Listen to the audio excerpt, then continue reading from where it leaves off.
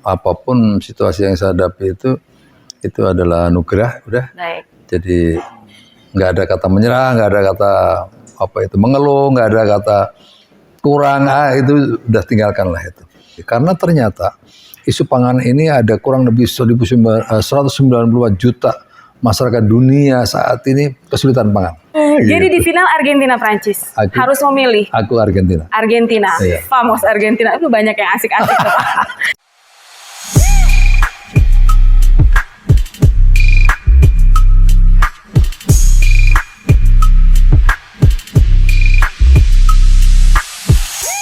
Halo teman-teman, selamat datang di Makatalk.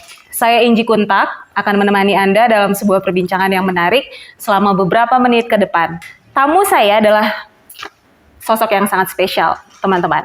Beliau adalah Jenderal TNI Purnawirawan Muldoko. Beliau adalah Kepala Staf Kepresidenan Republik Indonesia. Selamat siang Pak Muldoko. Siang Pak Haji. Siang di Tondano ya Pak ya? Tondano ya. Tapi ini bisa disaksikan kapan saja oleh para teman-teman Makatalk. Oh gitu. Baik, kedatangan Pak Muldoko di Tanah Sulawesi Utara, teman-teman Makatalk, ini adalah untuk melakukan salah satunya ya Pak ya, dari sekian kegiatan itu adalah penanaman sorghum di lahan Universitas Negeri Manado. Nah Pak, kalau kita bicara tentang sorghum ini Pak, kita kan tentu sama dengan ketahanan pangan. Kenapa sih Pak, ketahanan pangan ini akhir-akhir ini menjadi isu strategis nasional, kemudian juga menjadi topik yang ditekankan saat G20 kemarin juga Pak? Bukan hanya Indonesia ya, sekarang ini global telah menghadapi 3 isu besar ya. Isu itu isu tentang food security, baik. Yang kedua energy security, dan isu krisis financial global. Dalam kaitan dengan isu pangan, isu pangan itu sangat erat kaitannya dengan isu energi. Baik. Karena akan terjadi konversi. Jadi 3 hal yang menyebabkan harga pangan naik itu, 1 karena konversi. Begitu harga energi tinggi, bisa-bisa terjadi jagung menjadi etanol, menjadi bahan bakar, gitu. Akhirnya harganya mahal. Gitu. Terus yang kedua, kebijakan domestik sebuah negara. Seperti contoh sekarang ini, begitu terjadi konflik antara Ukraina dengan Rusia, maka ada pembatasan. Ada pengaruhnya Pak ya? Sangat pengaruh. Sampai ke Indonesia juga? Ya, baik. Sampai ke petani. Praktisnya pengaruhnya seperti apa itu Seperti Pak? harga pupuk. Harga pupuk. Harga pupuk sekarang mahalnya luar biasa. Sedangkan petani memerlukan itu. Iya, karena energinya harganya tinggi, gasnya tinggi, KCL yang ada di Belarus yang selama ini kita impor dari sana terganggu.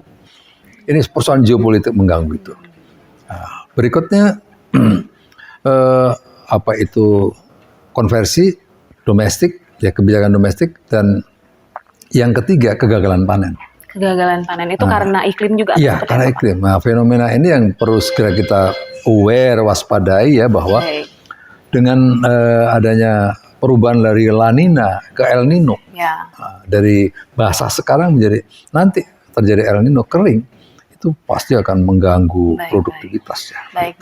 Sehingga memang menjadi isu strategis nasional. Isu strategis nasional dan bahkan menjadi isu global. Dan kemarin dibicarakan secara serius di G20, karena ternyata isu pangan ini ada kurang lebih 194 juta masyarakat dunia saat ini kesulitan pangan. Kesulitan makan.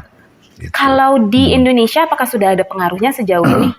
Ya, kita bersyukur puji Tuhan pada 3 tahun terakhir ini kita menghadapi suasana iklim yang sangat baik ya.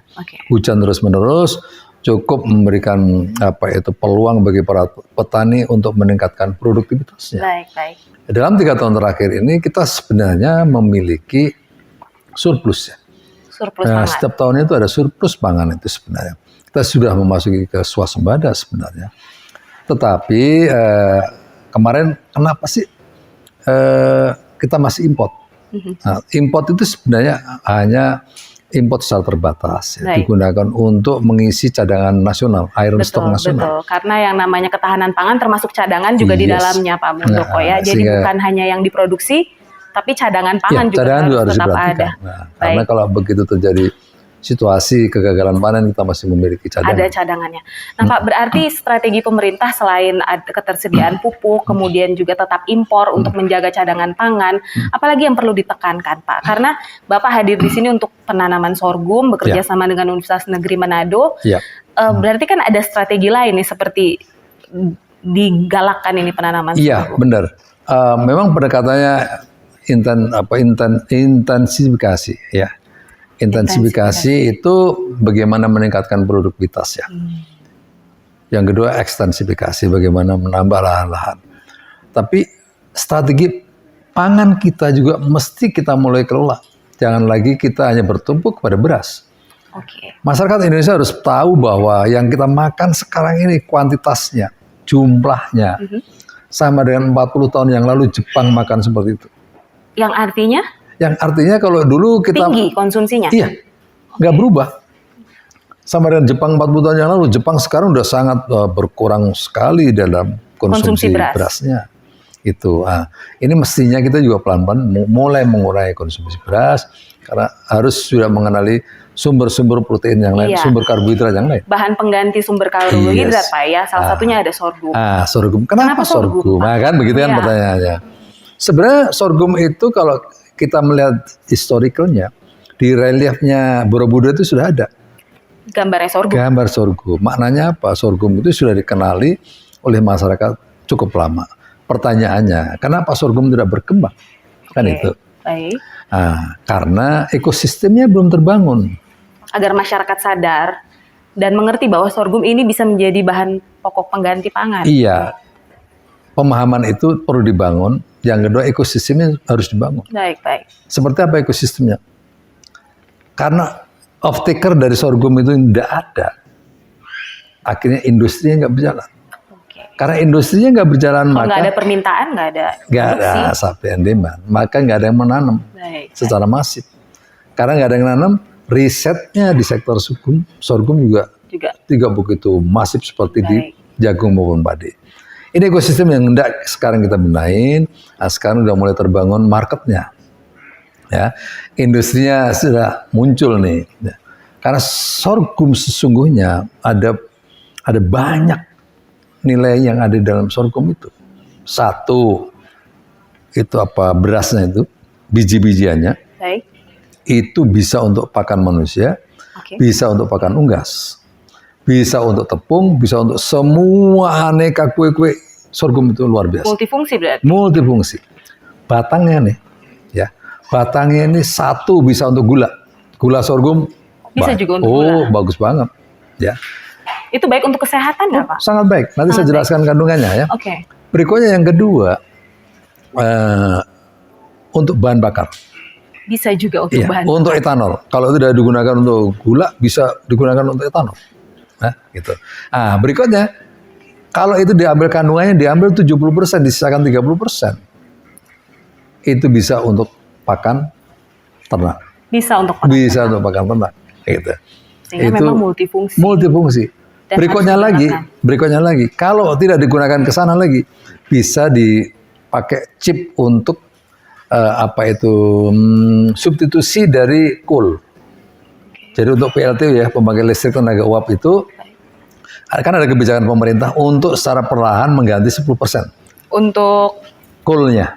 Bahan batu baranya. Batu bara. Ini sorghum ini diantaranya memiliki GAR yang sangat tinggi. Karena memang penggunaan batu bara ke depannya akan berkurang, semakin berkurang. Ada target nasional juga dan target global. Iya, jadi bisa alternatif untuk energi. Yang kedua bisa energi untuk alternatif pangan. Kelebihannya lagi, sorghum bisa ditanam di lahan-lahan kritis. Di lahan kritis? Lahan kritis. Itu jadi tidak harus spesial menyediakan lahan tertentu untuk menanam sorghum gitu? Atau enggak. Justru lahan-lahan yang bagus, yang subur itu enggak perlu sorghum, bisa untuk jagung lebih bagus. Tetapi untuk lahan-lahan yang kritis perlu ditanami sorghum daripada idle.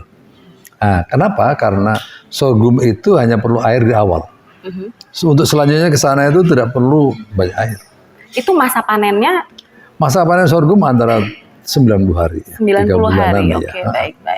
Dan kalau hasilnya ya, kalau sorghum itu bisa secara intensifnya bagus ya, bisa menghasilkan 5 ton. 5 ton. Ya, 5 ton. Ntar dulu nih, hitung-hitungannya nih ya. 5 ton? 5 ton kali 3.000 1 kilo. 3.000 rupiah? Berarti udah 3.000 rupiah maksudnya ya? 3.000 rupiah 1 kilo. Berarti 15.000. 15 juta. Terus dibandingkan dengan harga komoditi lain? Iya. Padahal ini kan bisa ditanam di lahan yang cukup kritis ya.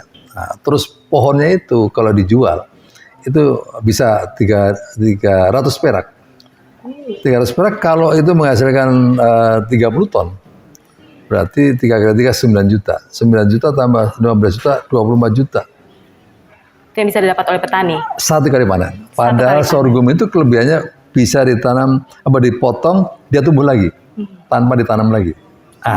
Sehingga lebih mudah lagi, lebih murah lagi produktivitas kerjanya. Diharapkan tentu berkesinambungan hasil panennya seperti itu. Nah, itu. Pak Muldoko, target pemerintah sendiri untuk penanaman sorghum itu sejauh ini skala nasional sampai akhirnya Bapak ada di Sulawesi Utara seperti apa, Pak? Ya, itu hari saya menanam sorghum di Waingapu. Waingapu itu saya gagal nanam jagung, nanam kacang, nanam bawang merah, akhirnya ketemulah sorghum. Ya, begitu saya tanam bagus, saya hadirkan presiden ke sana, dan mulai saat itulah menjadi kebijakan nasional bahwa ada roadmap untuk produktivitas sorghum nasional. Seperti apa? Sekarang ini targetnya ya, itu 15.000 hektar pada tahun awal 2003. Nanti sampai dengan 2024 targetnya menuju ke 200 hektar, 200.000 hektar. 200.000 hektar. Gitu. Sedangkan di Universitas Negeri Manado sendiri sudah menyediakan sejumlah lahan. Iya, sejumlah lahan, dan saya pastikan nanti kalau di sini Bu Rektor bisa nanam yang bagus, ini menjadi benchmark ya, menjadi rujukan juga bagi petani-petani yang lain, maka semua orang akan bertumbuh. Melihat ini sebagai salah satu pilot project begitu Pak ya. Nah Pak, peran KSP sendiri melaksanakan program-program prioritas nasional Pak, selain tentunya ketahanan pangan, sejauh ini seperti apa? Ya, kita ada proyek nasional strategis ya.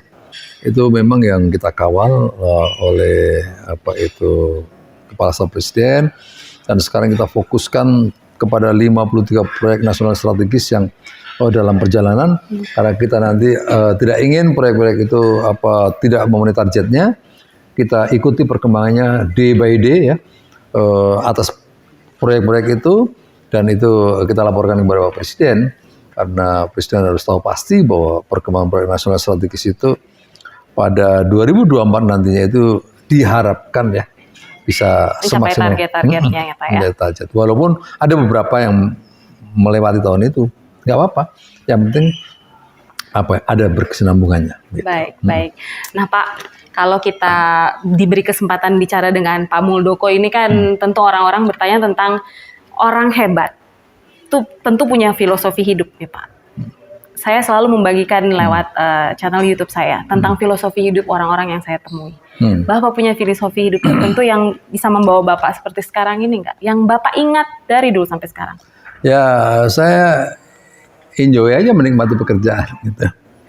Apapun tugas yang diberikan harus enjoy. Iya, saya enjoy menikmati pekerjaan, dan saya tidak pernah mengeluh jadi orang. Apapun situasi yang saya hadapi itu adalah anugerah, udah. Baik. Jadi nggak ada kata menyerah, nggak ada kata mengeluh, nggak ada kata kurang, itu udah tinggalkanlah itu. Kita hidup itu sudah diberikan anugerah oleh Tuhan seperti ini, udah nikmati, optimumkan yang ada dengan sebaik-baiknya. Kalau dikasih kerjaan, optimum, jangan tanggung-tanggung. Kalau kata Pak Presiden Joko Widodo, kerja. Kerja. Nah Pak, kalau misalnya di Sulawesi Utara, ini bukan memang di Sulawesi Utara Bapak turun di bandara nih ada perkataan dari Samratulangi Pak, pahlawan nasional dari daerah kami. Sitou timou tumouto. Manusia hidup untuk memanusiakan manusia lain. Pendapat Bapak terhadap semboyan kami di Sulawesi Utara itu gimana? Itu luar biasa. Luar biasa ya, Pak. Kita hidup harus berguna bagi semua, bagi lingkungan, tidak hanya bagi manusia, tapi bagi lingkungan. Ya, Jangan sampai kita hidup itu mencederai lingkungan. Baik. Tapi hidup harus berguna bagi siapapun. Gitu. Hidup manusia untuk memanusiakan manusia lainnya. Hidup untuk menghidupi. Baik. Gitu. Mantap dan, sekali, dan Pak. yang terakhir dari saya sebenarnya ada kekuatan yang mendorong saya di dalam setiap semua pekerjaan itu optimis dan semangat. Karena saya selalu menempatkan peluang sebagai kebutuhan, tantangan sebagai kebutuhan. Mantap sekali gitu. tuh, Pak. Iya, itu. Tantangan sebagai peluang. Tantangan sebagai kebutuhan. Justru butuh untuk ditantang. Iya. Kalau nggak ada tantangan saya jadi lemes. Kalau nggak ada tantangan, Pak, kalau bicara tantangan tentu bicara tentang aktivitas fisik. Olahraga favorit ada nggak, Pak? Olahraga ada, olahraga yang lebih bersifat penguatan. Jogging, Pak? Jogging ya masih. Sepak bola suka nggak, Pak? Enggak, dulu. Dulu ya, Pak. Sekarang lututnya udah dioperasi. Tapi sekarang ada pesta bola dunia nih, Pak. Final Argentina Prancis. Kalau Bapak pribadi? Ya, kayaknya sih kalau secara tradisi Prancis memang punya tradisi. Argentina juga memiliki peluang. Jadi dua-duanya punya peluang, tapi pilihan Bapak? Saya tadinya sih milih Brasil, tapi Brasil gagal. Sama, Pak. Ke Argentina. Saya juga milih Brasil, tapi Brasil malah pulang duluan, Pak. Jadi di final Argentina Prancis harus memilih. Aku Argentina. Argentina, famos Argentina. Itu banyak yang asik-asik, Pak. Ternyata mereka Argentina. Pak Muldoko, terima kasih sudah meluangkan waktu. Ini kami berterima kasih sekali. Kami sebenarnya ingin ngobrol lebih banyak, tapi kami tahu Bapak juga sibuk dengan segala kegiatannya. Dan semoga sehat, semangat terus Pak untuk setiap aktivitas Bapak, baik dalam jabatan yang sekarang atau juga nantinya kita akan ketemu Pak Muldoko di dalam jabatan dan fungsi lain. Terima kasih, Enggi. Terima kasih. Terima kasih. Baik, dan teman-teman Makatalk, demikian perbincangan kami dengan Bapak Muldoko, Kepala Staf Kepresidenan Republik Indonesia. Sampai jumpa.